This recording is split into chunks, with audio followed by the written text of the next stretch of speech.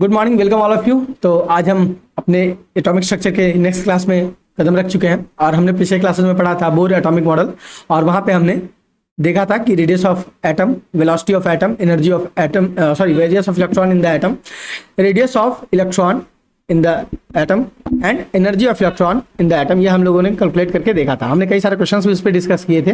आज हम उससे आगे बढ़ रहे हैं, तो चलिए हम लोग बात करते हैं इसके आगे। आज हम लोग पढ़ने वाले हैं इलेक्ट्रॉनिक कन्फिग्रेशन को। So today we are going to read about electronic configuration. तो आज हम क्या पढ़ने वाले हैं? अपना इलेक्ट्रॉनिक कन्फिग्रेशन आज हम पढ़ने वाले हैं। तो चलिए, इलेक्ट्रॉनिक कन्फिग्रेशन पढ़ने से पहले मैं आप सभी का स्वागत करता हूं आपके अपने प्यारे क्लास टारगेट BCEC 2026 में। ठीक है, तो पहले तो आप सभी का स्वागत, वेलकम ऑल ऑफ यू। एक कोट है हमारे पास, जरा इसे पढ़ लेते हैं। It is better to crawl rather than stop completely. क्या लिखा हुआ है? It is better to crawl rather than stop completely. पूरे तरीके से रुक जाने से अच्छा है कि कम से कम हम रेंगे जरूर, है ना। अगर हम दौड़ नहीं सकते तो हम चले। स्वामी विवेकानंद ने कहा था, if you can't run you walk, if you can't walk you crawl, है ना। So it is better to crawl rather than stop completely, कि पूरे तरीके से रुक जाने से अच्छा है कि हम चलते रहें, है ना। कम से कम हम रेंगे जरूर, क्योंकि हम अगर हर दिन थोड़ा भी अपने नॉलेज में अगर हम एड ऑन कुछ कर रहे हैं या अपने लाइफ में कुछ वैल्यूज एड ऑन कर रहे हैं per day, then it is the best thing ever, है ना। So it is better to crawl rather than stop completely. इसी एटीट्यूड के साथ, इसी पॉजिटिव एटीट्यूड के साथ हम आज आगे की क्लास को पूरा करेंगे।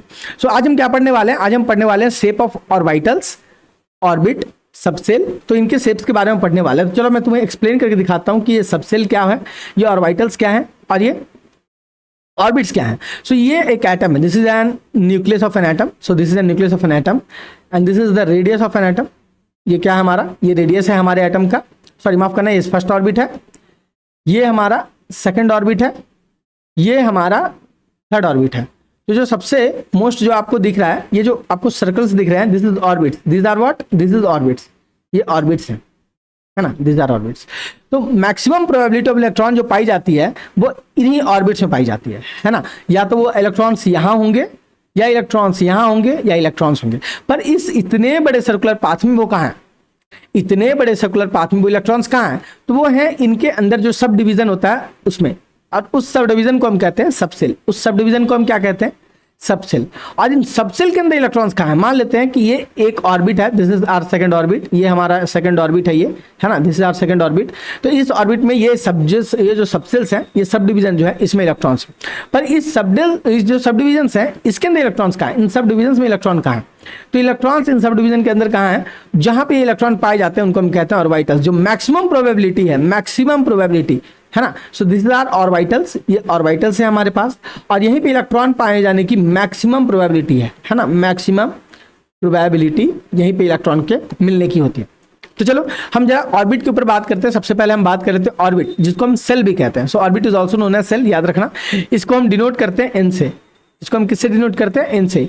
एन किसकी वैल्यू है? प्रिंसिपल क्वांटम नंबर की। हम जब क्वांटम नंबर आपको पढ़ाएंगे तब वहां पे बताऊंगा मैं कि कैसे प्रिंसिपल क्वांटम नंबर क्या होता है, एजिमुथल क्वांटम नंबर क्या होता है, मैग्नेटिक क्वांटम नंबर क्या होता है और स्पिन क्वांटम नंबर क्या होता है। हम चार तरह के क्वांटम नंबर को हम लोग पढ़ने वाले हैं। तो चलो हम बात कर लेते हैं कि ऑर्बिट के बारे में। तो ऑर्बिट क्या होता है हमारा? ऑर्बिट या सेल क्या होता है? Circular path of different energy. हमने देखा अभी कि दिस इज सर्कुलर पाथ, है ना। ये देखो सर्कुलर पाथ है, ये देखो सर्कुलर पाथ है, ये देखो सर्कुलर पाथ है, ये सब क्या है? ये सर्कुलर पाथ है। These are circular paths of different energy. तो इसकी कुछ अपनी एनर्जी होगी, इस पाथ की कुछ एनर्जी होगी, और इस पाथ की अपनी कुछ एनर्जी होने वाली है ना। सारे पाथ की अपनी अपनी कुछ एनर्जीज होने वाली है ना। सो हम बात करते हैं टू डायमेंशनल शेप के बारे में। ठीक है, so we are talking about the two dimensional. Circular path कैसा होता है? तो सर्कुलर पाथ जो होता है, सर्कुलर पाथ कैसा होता है? टू डायमेंशनल शेप का होता है। ठीक है, सर्कुलर पाथ हमारा कैसा होता है? टू डायमेंशनल शेप का होता है। इट मीन्स हमारा जो सर्कुलर पाथ होता है वो पहले जो हमारा ऑर्बिट जो है वो सर्कुलर पाथ जो है वो हमारा कैसा है? वो हमारा टू डायमेंशनल नेचर का है ना। Circular path is of two dimensional nature. अच्छा, आगे बात करते हैं। In orbit maximum number of electron is equal to 2n²। कितने इलेक्ट्रॉन्स पाए जा सकते हैं एक ऑर्बिट में, है ना। Maximum number of electron in N orbit is 2n²। ये हम आपको भी फॉर्मूला याद रखो, अभी मैं करके दिखाऊंगा क्वेश्चन तो उसमें समझ में आएगा। अच्छा, n की वैल्यू क्या होगी? तो n is the number of orbit. n is what? n is number of orbit. N हमारा क्या है, N is number of orbit, है ना, N is our number of orbits. तो यहाँ पे इसके लिए एन की वैल्यू क्या होगी 1, इसके लिए एन की वैल्यू क्या होगी 2, इसके लिए एन की वैल्यू क्या होगी 3। तो अगर कोई पूछे कि फर्स्ट ऑर्बिट में कितना इलेक्ट्रॉन्स तुम्हें देखने को मिलेंगे, तो हम क्या करेंगे 2 × 1 square, so it is 2 × 1 is equal to 2। तो पहले ऑर्बिट में हमें कितने इलेक्ट्रॉन देखने को मिलेंगे 2, और किस ऑर्बिट में कितने इलेक्ट्रॉन देखने को मिलेंगे ये भी हम पढ़ेंगे। चलो, इट इज डिनोटेड बाई, है ना, ऑर्बिट और shell is denoted by KLMNOP। इसकी गिनती ही K से शुरू होती है, तो याद रखना सबसे पहले ऑर्बिट को अपन K कहते हैं, दूसरे को L कहेंगे, फिर M कहेंगे, फिर N आएगा, है ना, फिर O आएगा, फिर P आएगा, एंड सो ऑन, ये चलता चला जाएगा। चलो आगे हम बात करके देखते हैं। हम बात करेंगे सबसेल के बारे में। सो वी टॉक अबाउट, हम आगे नेक्स्ट किसकी बात करेंगे, हम बात करेंगे सबसेल की। सबसेल क्या है, जैसा इसमें मैंने कहा कि सब डिवीजन है ना, सब डिवीजन ऑफ ऑर्बिट्स। तो सबसेल क्या होता है हमारा, द मेन एनर्जी लेवल, मतलब जो पूरा ऑर्बिट है हमारा, जो पूरा सर्कुलर पाथ जो है, ये जो पूरा सर्कुलर पाथ है, इस सर्कुलर पाथ में जो मेन एनर्जी लेवल होगा of different sub energy levels are known as SPDF। तो इसके कई पार्ट्स होंगे, है ना, इसके कई पार्ट होंगे SPDF, है ना। इसको मैं ऐसा 2D में दिखा रहा हूँ, पर 2D नहीं होता है, 3D शेप होता है। जब हम इसके शेप को पढ़ेंगे तो हम और डिटेल में इसकी बात करेंगे। सबसेल के शेप को हमको पढ़ना है, हमको S पढ़ना है, PDF, सब सारे सबसेल जो है उसके शेप के बारे में हमको पढ़ना है। तो sub energy level like SPDF। Number of subshell in N orbit कितना होगा, तो number of subshell in orbit is equal to number of subshell in N orbit is equal to what is the number of subshell in N orbit, तो कितना होगा हमारा n होगा। Number of subshell in N orbit is equal to n। First orbit is equal to क्या हो गया हमारा, first orbit जो है हमारा हो जाएगा 1, यानी 1s, है ना। फर्स्ट ऑर्बिट क्या हो जाएगा, first orbit number of subshell एक ऑर्बिट में कितना होता है, n के बराबर होता है। Number of subshell in orbit is equal to n। पहला ऑर्बिट, पहले ऑर्बिट की वैल्यू कितनी है, n की वैल्यू कितनी है 1, तो पहले ऑर्बिट की वैल्यू कितनी हो जाएगी 1, 1s। सेकंड ऑर्बिट के लिए n की वैल्यू कितनी है 2, तो उसमें कितना ऑर्बिट हो जाएंगे 2, वो कौन से दो ऑर्बिट है 2s and 2p। Third orbit में कितनी हो जाएगी n की वैल्यू 3, और वो कितना है हमारा 3 ऑर्बिट उसमें पाए जाते हैं 3s 3p 3d। तो 3 सबसेल हमें पाए जाएंगे थर्ड ऑर्बिट में, and that is 3s 3p 3d। इस तरीके से मैं बात करूं कि फोर्थ ऑर्बिट, जो हमारा फोर्थ ऑर्बिट है ना, हमारा जो फोर्थ ऑर्बिट है, फोर्थ ऑर्बिट जो हमारा फोर्थ ऑर्बिट है, फोर्थ ऑर्बिट उसमें कितने सबसेल पाए जाएंगे 4, कौन कौन से 4s 4p 4d 4f। अच्छा, अगर फिफ्थ हो गया तो f के बाद क्या करोगे G H I J K L M, और ये जो स्मॉल लेटर में है इनको हम यूज करते चले जाएंगे। मतलब कोई पूछे फिफ्थ ऑर्बिट में कितने, फिफ्थ ऑर्बिट में कितने सबसेल पाए जाएंगे, तो हम कहेंगे 5, कौन कौन से 5s 5p 5d 5f 5g, है ना। कोई पूछे सिक्स्थ ऑर्बिट में कितने हैं, तो हम बोलेंगे 6, कौन कौन से 6s 6p 6d 63 6x 6d 6s 6p 6d 6f 6g 6h। तो ये बढ़ता चला जाएगा। अब हम बात करते हैं ऑर्बिटल्स की, कि ऑर्बिटल्स क्या है, जरा हम ऑर्बिटल्स के ऊपर बात कर लेते हैं। ये 3 डायमेंशनल स्पेस है, याद रखना। जो हमारा ऑर्बिट था वो 2 डायमेंशनल था, और ये कैसा है हमारा 3 डायमेंशनल है। जहां जो इलेक्ट्रॉन की प्रोबेबिलिटी है, where the probability of electron is maximum, so probability of electron is maximum here, है ना। In orbitals the probability of electron कितना होगा, कितना इलेक्ट्रॉन के पाए जाने की प्रोबेबिलिटी है। मैं कहूंगा, मैं कभी ये नहीं कह सकता कि यहाँ पे 100% इलेक्ट्रॉन मिलेगा। ऐसा क्यों नहीं कह सकता, एक हाइजेनबर्ग अनसर्टेनिटी प्रिंसिपल है, वो मैं जब बताऊंगा तो बताऊंगा कि हम इलेक्ट्रॉन की वेलोसिटी को और इलेक्ट्रॉन के पोजीशन को हम एक साथ प्रिडिक्ट नहीं कर सकते हैं। इलेक्ट्रॉन को अगर हम उसकी वेलोसिटी को देखेंगे तो हमको उसका पोजीशन नहीं पता चलेगा, अगर उसका हम पोजीशन देखेंगे तो हमको उसकी वेलोसिटी पता नहीं चलेगी। ये हाइजेनबर्ग अनसर्टेनिटी प्रिंसिपल कहा जाता है। तो इसके अकॉर्डिंग हाइजेनबर्ग ये कहते हैं कि किसी भी ऑर्बिटल्स में जो प्रोबेबिलिटी है इलेक्ट्रॉन के पाए जाने की, that is 90 to 95%, that is what 90 to 95% only. इससे ज्यादा इलेक्ट्रॉन कहीं पाया नहीं जाएगा, है ना। हम कभी नहीं कहेंगे कि 100% इलेक्ट्रॉन कहीं पे होगा। जैसे मैं बात करता हूं आपसे कि ये एक ऑर्बिट है, if this is an orbit and this is an orbital, तो मैं कभी नहीं कहूंगा कि यहाँ पे 100% प्रोबेबिलिटी है। ये हो भी सकता है, नहीं भी हो सकता है। कितना प्रोबेबिलिटी है, इट इज 90 to 95% प्रोबेबिलिटी कि इलेक्ट्रॉन वहां पे हमको देखने को मिल जाए। चलिए हम आगे बात करते हैं। अब एक मॉडल को जरा समझते हैं। मैं SPDF के शेप की बात करूंगा, मैं सारे ऑर्बिटल्स की शेप की बात करूंगा आपसे। सो ऑर्बिटल इज 3 डायमेंशनल स्पेस। कहाँ पाए जाते हैं, सबसेल के अंदर। सबसेल कौन से हैं, SPDF। ये क्या है, ये सब एनर्जी लेवल्स हैं। ये कहाँ खुद पाए जाते हैं, ये पाए जाते हैं ऑर्बिट्स के अंदर। ऑर्बिट्स क्या है, सर्कुलर पाथ है। कैसा स्पेस है वो, 2D स्पेस है। चलो तब हम बात करते हैं समरफील्ड मॉडल के बारे में। व्हाट इज समरफील्ड मॉडल, है ना। समरफील्ड मॉडल क्या है, this model suggested that the path of electron is circular as well as elliptical। So path of electron हमारा कैसा, सर्कुलर है एज वेल एज इलिप्टिकल है। जरा समझना बात, मैं तुम्हें कुछ सिखाना चाहता हूँ, मैं कुछ समझाना चाहता हूँ। मैं चाहता हूँ कि यू शुड इमेजिन कि कैसे एक इलेक्ट्रॉन या एक एटम कैसे काम करता है ना, एटम कैसा होता है। तो इसको ऐसे समझो कि इसका कोई शेप नहीं है। पहली बात तो मैं बताऊं कि कोई ऐसा फिक्स शेप नहीं है, ठीक है। अब तो ये काफी वेल प्रूव्ड है कि इसका कोई शेप नहीं। प्रोटॉन्स है, न्यूट्रॉन्स है, वो एक जगह पे क्रम्बल किए हुए हैं, है ना, एक जगह पे एकदम जोड़ से एक दूसरे से चिपके हुए हैं। वही जगह स्पेस जो है वो न्यूक्लियस, वो क्या न्यूक्लियस है। उसके बाहर कई सारे सर्कुलर पाथ, जैसे कैसे जो सन है हमारा सोलर सिस्टम, उसके अराउंड अर्थ कैसे रोटेट करती है एक इमेजिनरी पाथ में। सेम लाइक दैट जो इलेक्ट्रॉन्स है वो इमेजिनरी पाथ में हर पॉसिबल डायरेक्शन में वो रोटेट करते हैं। ऐसा 2D नहीं होता, वो हर पॉसिबल डायरेक्शन में। मैंने क्या कहा, हर पॉसिबल डायरेक्शन में, with X axis, Y axis, Z axis, जितने पॉसिबल डायरेक्शन है सभी में इलेक्ट्रॉन्स क्या करते हैं, रोटेट करते हैं। सभी में इलेक्ट्रॉन्स क्या करते हैं, रोटेट करते हैं। अच्छा, अब तो ये ऑर्बिट तो बहुत बड़ा स्पेस है, तो सर्कुलर स्पेस है। इस ऑर्बिट में क्या होगा, तो इस ऑर्बिट में मैं कहता हूं कुछ सब एनर्जी लेवल्स है। सब एनर्जी लेवल्स बोले तो जैसे कि जिसको मैं कहूंगा कि पूरे ऑर्बिट की जितनी एनर्जी है उससे थोड़ी कम एनर्जी होगी सब सेल्स की, है ना। पूरे सेल की जितनी एनर्जी उससे थोड़ी कम एनर्जी होगी सब सेल्स की, और उस सब सेल्स में इलेक्ट्रॉन डिस्ट्रीब्यूटेड है। मैं एक बात समझाता हूं, सपोज दैट किसी ऑर्बिट के अंदर 8 इलेक्ट्रॉन है। Suppose that there is an orbit and then in that orbit there is 8 electrons. तो 8 electrons is distributed in different subcells. तो 8 इलेक्ट्रॉन एक ही एनर्जी लेवल में, एक इलेक्ट्रॉन डिफरेंट एनर्जी लेवल्स, एक ही एनर्जी लेवल है, ऑर्बिट का अपना एक एनर्जी लेवल है। उसमें जो 8 इलेक्ट्रॉन्स है उनमें से 2 इलेक्ट्रॉन्स जो होंगे वो अलग एनर्जी लेवल थोड़ा सा शेयर करेंगे, और बाकी जो 6 होंगे वो थोड़ा सा हल्का स्लाइटली जो है वो अलग एनर्जी लेवल को चेंज करेंगे। अच्छा, अब ये जो 2 सबसेल हमने देखा, इसमें भी डिफरेंशिएशन है ना। इसमें भी क्या है, डिफरेंशिएशन है। इसमें भी हमको देखने को मिलता है कि ऑर्बिटल्स पाए जाते हैं। ऑर्बिटल्स कैसे होते हैं, सबसेल से भी छोटे होते हैं। ये 3 डायमेंशनल स्पेस है, घूमते हैं एक ही जगह पे घूमते हैं, वो सबसेल से भी छोटे हैं, और वहां पे इलेक्ट्रॉन की पाए जाने की प्रोबेबिलिटी क्या होगी, सबसे ज्यादा होगी। तो अब मुझे समझ में आ गया कि तुम्हें सबसेल, सेल और ऑर्बिटल्स का कॉन्सेप्ट समझ में आ गया होगा। अब हम बात करते हैं सॉमरफेल्ड मॉडल पे। This model suggested that the path of electron is circular as well as elliptical. इसका क्या मतलब, न्यूक्लियस मैंने समझाया, ऑर्बिट समझा। अब ऑर्बिट ऐसा नहीं है कि ऑर्बिट हमेशा सर्कुलर होगा, ये ऐसा भी हो सकता है, ये इलिप्टिकल पाथ भी हो सकता है ना, this can be elliptical also. अब ये इलिप्टिकल पाथ कैसे होगा, तो जरा एक डायग्राम है, पहले उस डायग्राम को समझते हैं। देखो यहाँ पे हमारे पास 2 डायग्राम बने हुए, there is a circle and there is a elliptical. ये आपको दिख रहा होगा, ये रेडियस है, ठीक है, ये रेडियस है, this is the radius, this is the radius, है ना, दिस इज द रेडियस। मैं फिर से बना दूं इसे, सो दिस इज द रेडियस, है ना, so this is radius, what this is क्या हमारा, ये जो है हमारा, ये हमारा रेडियस है। अब ये देखो, ये रेडियस और ये एक डायमीटर, देखो ये डायमीटर है और ये क्या है, एक डायमीटर ये। तो अगर मैं बात करूं, ये मैं रेडियस बोल रहा था, अब डायमीटर को समझो, ठीक है। तो ये जो डायमीटर है इसको मैं बोलता हूं D1, और इस डायमीटर को मैं बोलता हूं D2। तो इन एन सर्कल हमें पता है, हमने पढ़ रखा है 10th क्लास के मैथमेटिक्स में कि in an circle D1 will always equal to D2, तभी ये सर्कल है हमारा।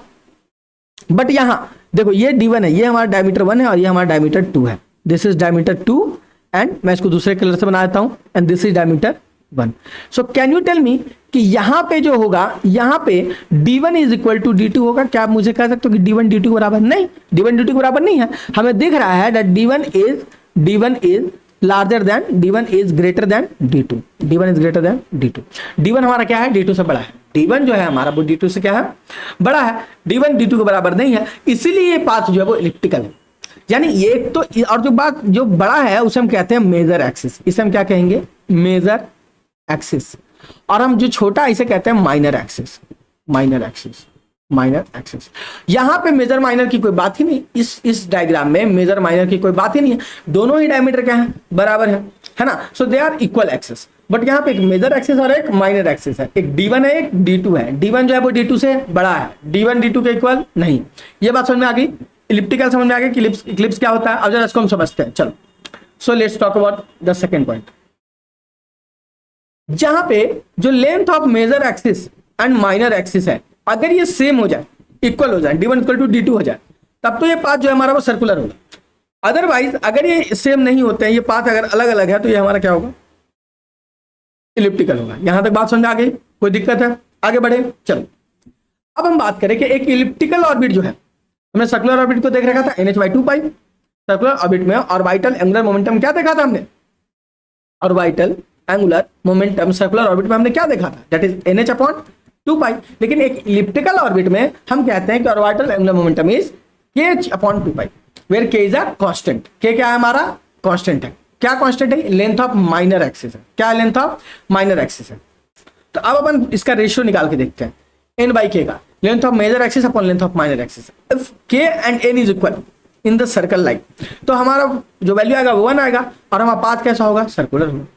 अगर k जो है वो छोटा हो जाता है ना, n upon k, that means n is greater than k। तो अगर k हमारा छोटा है, माइनर एक्सिस अगर छोटा है, दिस इज माइनर एक्सिस, देखो ये माइनर एक्सिस हमारा छोटा है, तब जो हमारा पाथ होगा वो क्या होगा, इलिप्टिकल होगा। If k is less than 1 या less than the major axis, तो हमारा जो पाथ होगा वो कैसा होगा, इक्वल है। ये कैसा होगा, वो हमारा इलिप्टिकल पाथ होगा। अब एक सवाल है, can k is equal to 0, एक बहुत इंपॉर्टेंट सवाल बनता है, ठीक है। सवाल पूछ देगा कि can k be equal to 0, तो याद रखना k can never be equal to 0। Why k can never be equal to 0, why k can never be equal to 0, because याद रखो ये हमारे पास एक क्या है, हमारे पास एक इक्लिप्स है, ठीक है, एलिप्टिकल पाथ है। दिस इज आवर n, ये हमारा n है। अगर आप इसको k को आप अगर 0 कर दोगे, k टेंड्स टू 0 है ना, k टेंड्स टू 0 कर दोगे तो एक छोटा होता चला जाएगा, छोटा होता चला जाएगा, और फिर ये k अगर छोटा हो गया तो ये कैसा हो जाएगा, ये हो जाएगा straight line. So this will become straight line. तो स्ट्रेट लाइन पे इलेक्ट्रॉन रिवॉल्व करते हैं क्या, नहीं, मैंने कहा कि वो सर्कुलर एलिप्टिकल पाथ में रिवॉल्व करते हैं, तो स्ट्रेट लाइन पे कभी रिवॉल्व करेगा ही नहीं, इसलिए k की वैल्यू कभी भी 0 नहीं होगी। आई बात समझ में, आगे बात करें, चलो यार थोड़ी सी बात कर लेते हैं, है ना, मैं थक गया, थोड़ी सी बात कर लेते हैं। तो हमने काफी माइल अभी तक तय कर लिया है ना, हमने जो है वो एटम का डिस्क्रिप्शन देखा, एटम के बारे में हमने पढ़ाई करी, हमने न्यूक्लियस के बारे में पढ़ाई की, हमने रदरफोर्ड एटॉमिक मॉडल को देखा, हमने गोल्ड फॉयल एक्सपेरिमेंट को देखा, हमने इलेक्ट्रॉन प्रोटॉन न्यूट्रॉन की डिस्कवरी की बात की, आइसोटोप आइसोटोन आइसोबार के बारे में हमने पढ़ाई की, हमने बोर एटॉमिक मॉडल के बारे में पढ़ाई की। हमने देखा कि कैसे एक जो एटम है उसका भी अपना डायमीटर हो सकता है, उसका भी अपना रेडियस होता है, उसमें घूम रहे इलेक्ट्रॉन्स की एनर्जी होती है, उसमें घूम रहे इलेक्ट्रॉन्स की वेलोसिटी भी होती है, और वेलोसिटी कितनी ज्यादा होती है, 2.2 × 10⁻⁶ मीटर पर सेकेंड, कितनी हाई वेलोसिटी है ये, है ना। तो हमने ये चीजें देखी। ये एक बार इमेजिन करना कि कितना बड़ा नंबर है, 2.2 × 10⁻⁶ मीटर पर second, such a huge number it is. अच्छा, कल मैंने एक मिस्टेक कर दिया था, मैं उसे करेक्ट करना चाहूंगा। 1 angstrom is equal to 10⁻⁻10 metre and 10⁻⁻12। नहीं, ये गलत है, ये नहीं होगा, 10⁻⁻12 नहीं, -8 सेंटीमीटर होगा, 10⁻⁸ सेंटीमीटर होगा 1 एंगस्ट्रॉम की वैल्यू। तो ये याद रखना, ठीक है, ये वैल्यू याद रखेंगे आप, ठीक है। होता है यार ह्यूमन एरर, समझो, ठीक है, निकल जाती है कई चीजें दिमाग से कभी कभी। तो मैंने कहा कि हमने इतने जो पार्ट में पढ़ाई की, अब हमने देखा कि शेप में देखा कि हमने देखा कि ऑर्बिट कैसे होते हैं, सेल कैसा होता है, सबसेल कैसा होता है, ऑर्बिटल्स कैसे होते हैं। क्यों k इक्वल टू 0 नहीं होगा, क्योंकि अगर k 0 हो गया तो ये तो स्ट्रेट लाइन हो जाएगी, और स्ट्रेट लाइन पे हमने पढ़ा है कि इलेक्ट्रॉन स्ट्रेट लाइन पे नहीं ऐसे रोटेट करते हैं कि बीच में प्रोटॉन आ जाएगा रास्ते में, तो ये नहीं हो सकता है। सो k can never be equal to 0। तो चलो अब हम पढ़ते हैं शेप ऑफ ऑर्बिटल्स के बारे में, shape of orbitals. So let's talk about the shape of orbitals. Shape of orbital में हम सबसे पहले बात करेंगे एस ऑर्बिटल की, है ना। ये एस सबसेल की हम बात कर रहे हैं यहाँ पे, देखो, this is first orbit 1s and this is second orbit 2s, ठीक है। 2s में और भी चीजें होती हैं, 2p भी होता है, ठीक है। मैं 1s की और 2s की बात कर रहा हूँ। तो जो 2p होता है, इसका शेप जो होता है वो डम्बल शेप होता है, अभी पढ़ेंगे हम, p इज डम्बल शेप, है ना। तो हम बात कर रहे हैं एस ऑर्बिटल की। एस ऑर्बिटल में हम जो एस ऑर्बिटल में जो एस सबसेल के अंदर जो ऑर्बिटल आता है उसकी बात करते हैं, और वो होता है सर्कुलर शेप का। वो किस शेप का होता है, that is of circular shape, है ना। समझो मैं क्या कह रहा हूं, अगर तुम्हें थोड़ा भी डाउट है मैं फिर से एक बार एक्सप्लेन कर रहा हूं। मैं कह रहा हूं कि ये है हमारा फर्स्ट ऑर्बिट, ये फर्स्ट ऑर्बिट है। फर्स्ट ऑर्बिट के अंदर एक सबसेल पाया जाएगा, उस सबसेल का नाम 1s है। उस 1s सबसेल में एक ऑर्बिटल होता है, उस 1s सबसेल में क्या होता है, एक ऑर्बिटल होता है, ठीक है। और उस ऑर्बिटल का जो शेप है, उस ऑर्बिटल का जो शेप है वो कैसा है, सर्कुलर। समझे बात को। ऑर्बिट, फर्स्ट ऑर्बिट की बात कर रहा हूं, उसमें एक ही सबसेल पाया जाता है, उसका नाम 1s है। उस 1s सबसेल के अंदर एक ऑर्बिटल पाया जाता है जिसका जो शेप है वो सर्कुलर होता है। अब और ध्यान रखना, एस ऑर्बिटल की कभी भी आप बात करोगे तो एस सब जो ऑर्बिटल है उसका शेप हमेशा कैसा होगा, सर्कुलर ही होगा, ठीक है। उसका शेप हमेशा कैसा होगा, सर्कुलर होगा। एस सबसेल के अंदर जो ऑर्बिटल आएगा उसका शेप हमेशा सर्कुलर होगा। तो इसलिए हमने 1s और 2s की बात की। तो इलेक्ट्रॉन की प्रोबेबिलिटी कहाँ है, electron can be found either here और electron can be found either here. बीच में जो ये स्पेस बचा इसमें कभी भी इलेक्ट्रॉन हमको देखने को नहीं मिलेगा, है ना, या इसमें इलेक्ट्रॉन की पाए जाने की प्रोबेबिलिटी क्या होगी, लगभग जीरो। ये बीच में जो स्पेस है, the space in between these two, the space in between these two, the space in between these, the space in between these two S orbital is known as nodal surface. Nodal surface क्या होता है, दो S orbital के बीच का space, space between two S orbital, जहां पे density of electron होती ही नहीं है, नहीं पाया जाएगा इलेक्ट्रॉन वहां पे। आइदर इलेक्ट्रॉन जो है वो, आइदर जो इलेक्ट्रॉन है हमारा वो यहां पाया जाएगा, यहां पाया जाएगा, और इलेक्ट्रॉन हमारा यहां पाया जाएगा। ये बीच में इलेक्ट्रॉन नहीं पाए जाएंगे, they can not found there, है ना, electron can not be found there. इसीलिए हम कहते हैं कि वो नोडल सरफेस है, ऐसा सरफेस है जहां पे नहीं पाया जाएगा। एन से नोडल, एन से नहीं पाया जाएगा। क्या नहीं पाया जाएगा, इलेक्ट्रॉन नहीं पाया जाएगा, इलेक्ट्रॉन नहीं पाया जाएगा नोडल सरफेस पे। ठीक है, आई बात समझ में, कोई दिक्कत है, कोई डाउट है तो बताओ मुझे। चलो आगे बात करते हैं। अच्छा, अभी मैं पढ़ा रहा हूं तो मैं बहुत ज्यादा फास्ट बोल दे रहा हूं या मैं बहुत ज्यादा स्लो बोल दे रहा हूं, इसका मुझे ना फीडबैक चाहिए, ठीक है, because I want your feedback, है ना, ताकि मैं थोड़ा सा तो तुम्हारे हिसाब से भी कस्टमाइज खुद को करूं यार। ठीक है, ऐसा मैं खुद ही पढ़ाते चला जाऊं, हम टू वे कम्युनिकेशन नहीं होते, अच्छा नहीं लगता है ना। I want two way communication. मैं चाहता हूं कि तुम मुझे बताओ कि सर थोड़ा और इंप्रूव कर सकते हो भैया, थोड़ा ऐसे कर दो, तुम्हें थोड़ा स्लो कर दो, बहुत ज्यादा फास्ट पढ़ा रहे हो आप, ये बहुत ज्यादा स्लो पढ़ा रहे हो भैया, थोड़ा फास्ट कर दो, तो हम इस पर भी विचार किया जाएगा। ठीक है, अब हम बात करते हैं नंबर ऑफ नोडल सरफेस की, कि किसी भी ऑर्बिटल में कितने नोडल सरफेस होंगे। What is the number of nodal surface in an orbital. So nodal surface का फॉर्मूला क्या होगा, n माइनस का 1। जितना ऑर्बिटल उतना नोडल सरफेस, ठीक है, जितना ऑर्बिटल उतना क्या नोडल सरफेस। जैसे फर्स्ट ऑर्बिटल के लिए कोई नोडल सरफेस नहीं है, इसके नीचे क्या ही है, कोई कुछ नहीं है, इसके नीचे क्या है, सिर्फ और सिर्फ हमारा न्यूक्लियस है, तो कोई नोडल सरफेस नहीं है। लेकिन अगर सेकंड ऑर्बिटल की बात करें, if we talk about the second orbital की मैं बात करूं तो क्या करोगे, 2 माइनस का 1 तो हो जाएगा 1। तो हमारे पास देखो एक नोडल सरफेस हमको देखने को मिल रहा है। अभी नोडल सरफेस कैसे होते हैं ये हमने देख लिया। अब हम बात करते हैं कि एस सेल, जो मैंने इस सब सेल के बारे में कहा कि एस ऑर्बिटल जो होता है वो स्फेरिकल इन शेप होता है, नन डायमेंशनल होता है, कोई डायमेंशन नहीं है, 3D है ये, और मैक्सिमम 2 इलेक्ट्रॉन अकोमोडेट कर सकता है। अब हम आते हैं अपने दूसरे topic, that is P orbital. P orbital की जरा हम बात कर लेते हैं। पी ऑर्बिटल क्या है हमारा, जरा हम पी ऑर्बिटल की बात कर ले।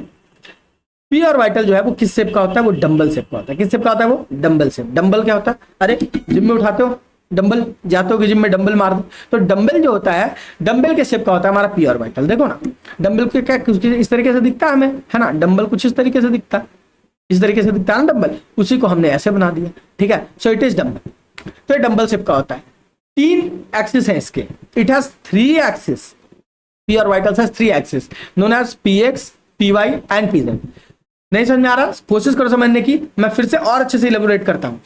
अगले क्लास को समझोगे तो ये और इजी लगने लगेगा। एक बार मैं अगले क्लास में चला जाऊँ, इलेक्ट्रॉनिक कॉन्फ़िगरेशन पढ़ा दूंगा, तो पीछे आके देखोगे तो कहोगे भाई ये तो कुछ है ही नहीं। अगर कुछ भी समझ नहीं आ रहा तो मुझसे बताओ, मैं दोबारा लेक्चर रिकॉर्ड कर दूंगा तुम्हारे लिए, है ना। तो चलो आगे बात करते हैं। सो it is px, py and pz। अब यहाँ देखो px के पास कितना ऑर्बिटल है, 1। यहाँ देखो py के पास भी 1 और pz के पास भी 1 ऑर्बिटल।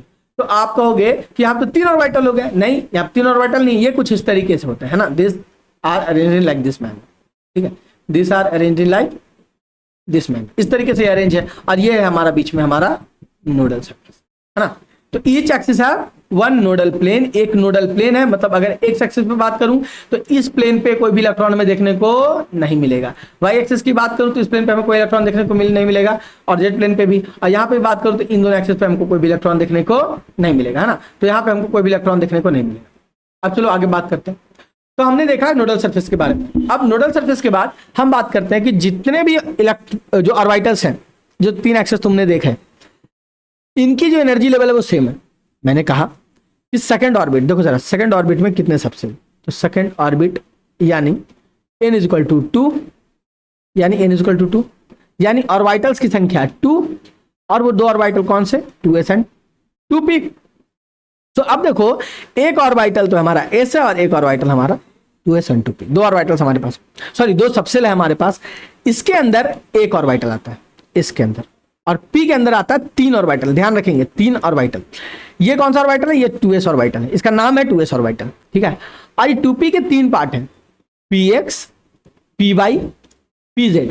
अब सबके आगे 2 लगा दो, 2px 2py 2pz। तो यहाँ पे 4 ऑर्बिटल्स हमको देखने को मिल गया। कितने ऑर्बिटल्स देखने को मिले हमें? 4। अब याद रखना मैंने कहा कि s की जो एनर्जी होगी वो px py pz से थोड़ी सी स्लाइट जो कम होगी, बट px की एनर्जी, py की एनर्जी और pz की जो एनर्जी होगी, इन सबकी तीनों एक्सिस की जो एनर्जी होगी वो हमेशा हमेशा सेम होगी। और इसीलिए इसे हम कहते हैं डीजेनरेटेड एक्सिस। क्या कहते हैं अपन? Degenerated axis. और हर एक्सिस जो है वो 1 एंगल 90 डिग्री के एंगल पे है, ठीक है। सो दिस इज 90 डिग्री एंगल, एक दूसरे के 90 डिग्री एंगल पे हर एक्सिस है ना। अभी मैंने बना के भी तुम्हें दिखाया कि ये इस तरीके से, this is like this, this is like this, px py pz। तो यहाँ इलेक्ट्रॉन है, यहाँ इलेक्ट्रॉन है, यहाँ इलेक्ट्रॉन है, यहाँ इलेक्ट्रॉन है, यहाँ इलेक्ट्रॉन है और पीछे में इलेक्ट्रॉन है।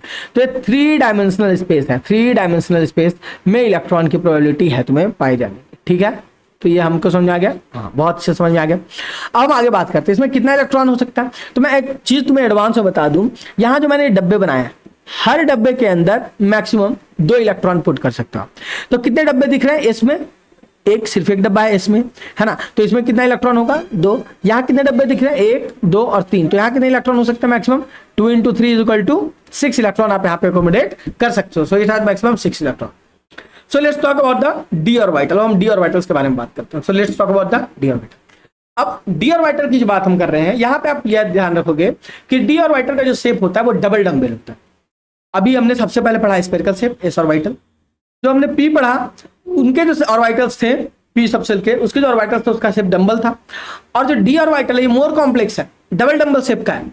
जैसे मैंने पी ऑर्बिटल में बताया कि तीन सब जो ऑर्बिटल्स हैं वो एक ही एक्सिस, एक ही एनर्जी शेयर करते हैं, है ना, 3 एक्सिस पे। तो यहाँ 5 एक्सिस है और 5 एक्सिस पे सेम एनर्जी लेवल को वो शेयर करते हैं। उनके नाम है dxy, dyz, dxz, dx2y and dz2। और इन सबकी जो एनर्जी लेवल है ये सबकी सेम है, इन पांचों की एनर्जी लेवल सेम है। इन सबको हम डीजेनरेटेड एक्सिस कहेंगे। क्लियर है पॉइंट? याद रखना जो dxy है, dyz और dxz है, उनका शेप हमें ऐसा देखने को मिलेगा, डबल डंबल से। dx2y² का भी शेप हमें कुछ इस तरीके से देखने को मिलेगा। लेकिन अगर हम बात करें dz² का, तो उसका शेप जो है वो 1 डंबल है और एक सर्कुलर रिंग है। तो तुमने अगर कभी डोनट खाया होगा, तो तुम्हें याद होगा कुछ इस तरीके से डोनट हमारा दिखता है। तो कुछ डोनट शेप का है, इट इज डोनट शेप। तो देखो ये कुछ डोनट शेप का तुम्हें देखने को मिलेगा। So it is somehow like doughnut shape. तो डी ऑर्बिटल का शेप कैसा होता है? डोनट शेप का होता है। D orbital shape is doughnut shape. अब मैं बात करूं, हर एक्सिस के पास 2 नोडल प्लेन है। हर एक्सिस के पास कितने नोडल प्लेन है? 2। हर एक्सिस की एनर्जी सेम है। डीजेनरेटेड एक्सिस की एनर्जी क्या है? सेम है। जितना डंबल शेप बढ़ेगा उतना जो है वो नोडल प्लेन बढ़ेगा।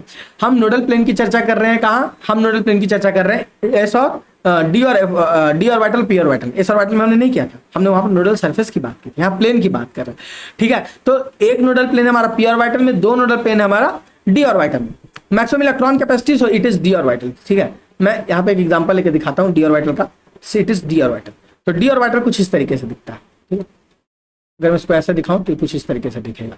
तो dxy, dyz, dyz या dzx या dx2y² या मैं बात करूं dz², तो इस तरीके से दिखेगा। तो 5 ऑर्बिटल है, हर किसी में 2 इलेक्ट्रॉन, हर किसी में 2 इलेक्ट्रॉन। कैसे कर रहा हूं मैं समझाऊंगा तुम्हें, घबराने की बात नहीं। हर किसी में 2 इलेक्ट्रॉन, टोटल इलेक्ट्रॉन कितना होगा? 10।